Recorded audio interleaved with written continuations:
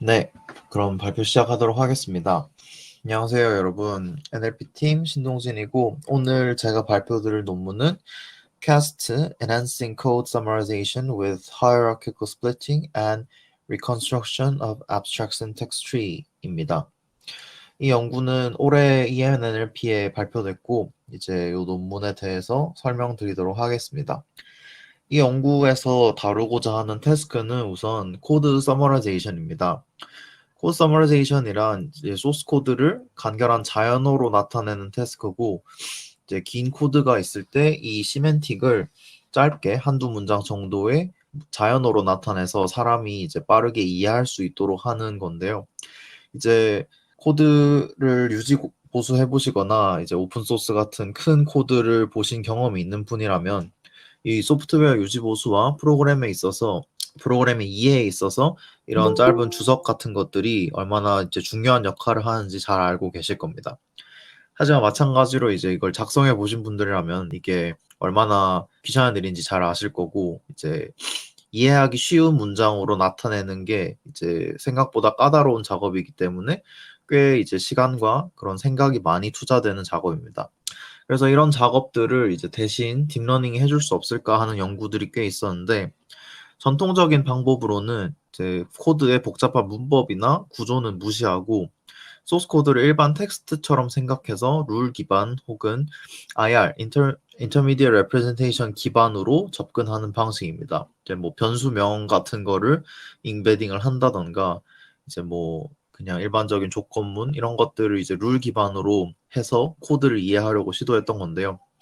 자연스럽게 이제 이런 것들 한계가 있었기 때문에 최근에는 그런 구조적인 정보를 담아내고자 Abstract Syntax Tree라는 이제 구조를 많이 학습에 사용한다고 합니다. 이 AST라는 거는 프로그램이 보통 이제 여러 문법에 따라서 구조가, 예를 들어 if문이나 for문 같은 대표적인 예시들이 있는데, 그런 구조를 이제 트리 형태로 나누게 되는 건데, 이제 이 방식으로 했을 때 기존 연구들의 한계가 있었는데요.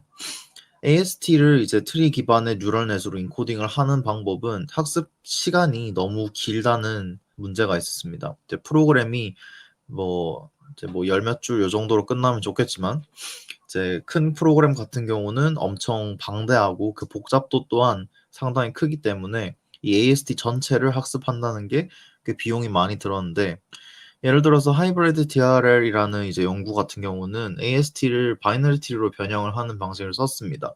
근데 AST라는 게 이제 원래 보통 구조에 따라서 자식이 이제 두 개가 아니라 여러 개가 되는 경우가 있는데, 이걸 이진 트리로 변형하면서 자연스럽게 이제 트리가 점점 깊어지고 그런 것들에 따라서 정보 손실이 생기는 일이 생겼고요.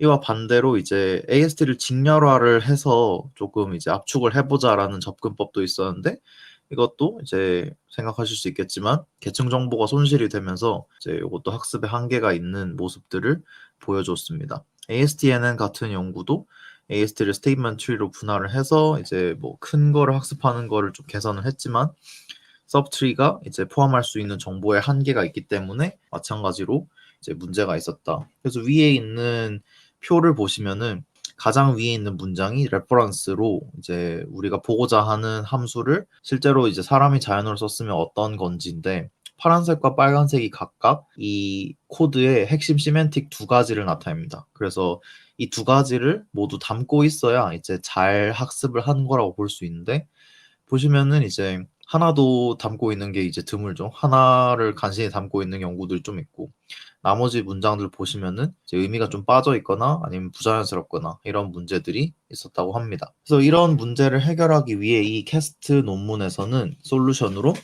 Hierarchical Splitting and Reconstruction이라는 방식을 제시를 합니다. 그래서 계층적으로 전체 코드를 분리를 하고 나중에 이걸 재조합하는 방식인데, 이제 학습하고자 하는 전체 코드를 AST로 만든 다음에 그 AST를 이제 적절하게 여러 개로 분리를 합니다. 그 다음에 트리 기반의 모델로 각각의 서브트리를 학습을 시키고, 그럼 이제 각각 서브트리에 대한 의미가 나오겠죠.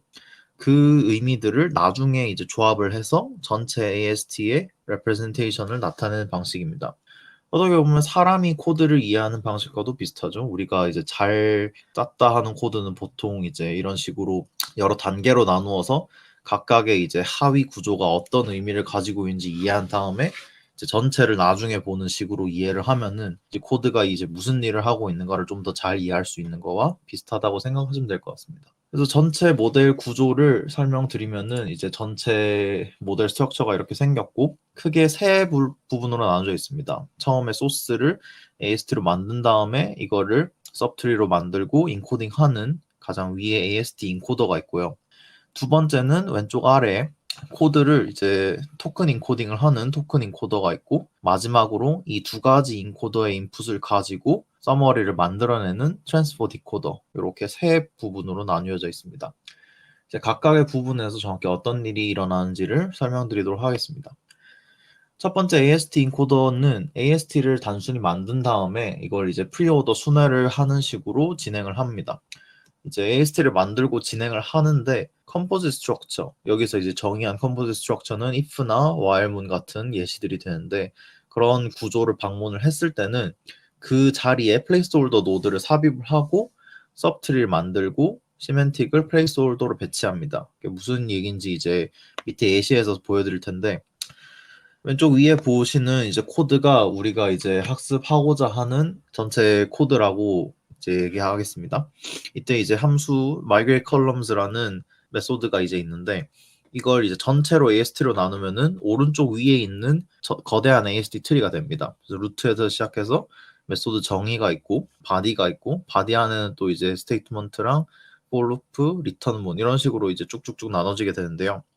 이제 이거 전체를 학습하는 게 너무 크다라는 게 문제이기 때문에 여기서는 이제 진행을 하다가 첫 번째 메소드를 만났을 때 이제 이거는 이제 컴포지 스트럭처라고 생각을 해서 메소드 시그라는 플레이스홀더를 만들어주고 왼쪽 아래 이제 T1에 있는 이제 루트 바로 아래 있는 노드가 됩니다.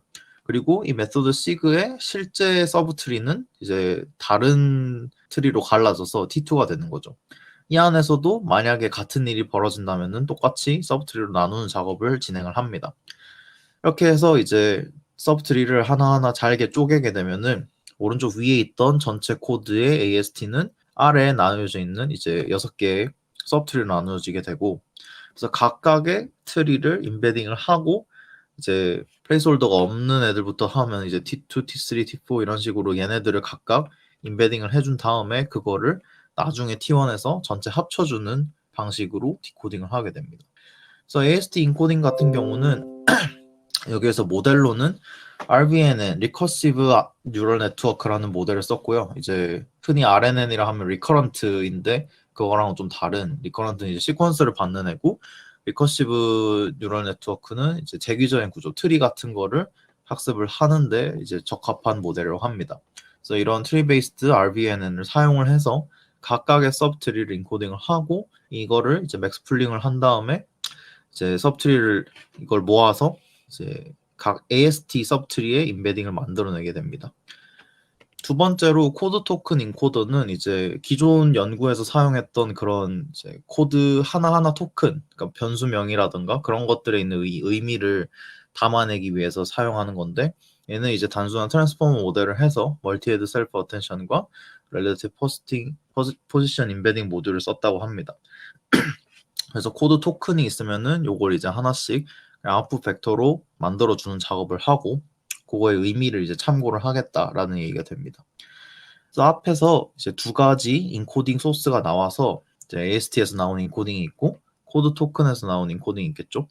그래서 얘를 이제 시리얼하게 받아서 이제 카피 메커니즘이라고 해서 요걸 이제 앞에서 나온 인베딩을 이제 사용을 한 다음에 다시 디코딩을 해서 문장을 만들어낼 때는 인풋 코드에서 내가 어떤 토큰을 이제 쓸 건가를 복사를 해오는 방식으로 문장을 만들어내게 됩니다. 이제 요거는 이제 어떤 인풋 코드의 어떤 부분에서 가져올지는 어텐션 레이어를 가지고 커피 프로버빌리티를 학습을 시킨다고 합니다. 그래서 의미를 담아내서 문장의 구조를 만들어내고 그 문장에 이제 아웃풋에 이제 어떤 토큰, 어떤 단어를 쓸지는 이제 인풋 코드에서 카피를 해온다라는 얘기인 거죠. 이런 식으로 이제 두 가지의 엔코더와 하나의 디코더를 이용해서 문장을 만들어내게 됩니다. 네, 여기까지가 제 모델의 구조에 대한 내용이었고요. 그래서 방법론에 대해 설명드렸고 이제 실험 부분에 대해 설명드리도록 하겠습니다. 이밸류에이션에서 사용한 데이터셋은 두 가지를 썼는데 둘 다 자바 코드고 TL 코드 썸이라는 코드가 이제 8만여 개의 코드 베이스를 갖고 있고 펀컴이라는 거는 약 200만이죠. 200만 개 정도의 코드 베이스를 가지고 테스트를 했습니다. vocab 사이즈는 AST 같은 경우는 최대 이제 10K 크기고 코드는 이제 이게 라인 오브 코드죠. 30K 그리고 서머리 같은 경우는 50K.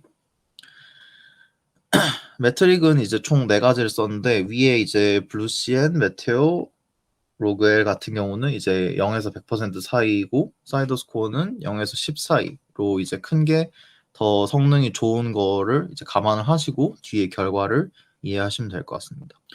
그래서 기존 연구와 이제 요 4가지 사용한 매트릭을 비교를 해보면은 위에 이제 뭐 기존 모델들과 비교를 했을 때 캐스트가 가장 성능이 좋음을 확인할 수 있습니다. 모든 매트릭에 대해서 데이터셋의 2가지 모두 대해서도 캐스트가 더 좋았고요.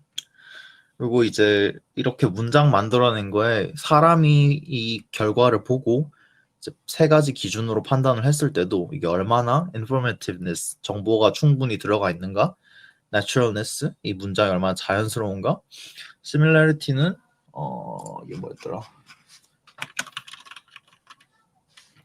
similarity도 아마 이제 코드와 얼마나 이제 뭐 구조가 유사한가 이런 거였을 텐데 그래서 각각의 매트릭에 대해서 사람이 봤을 때도 이제 가장 캐스트가 좋은 결과를 얻었다라고 얘기를 하고 있습니다.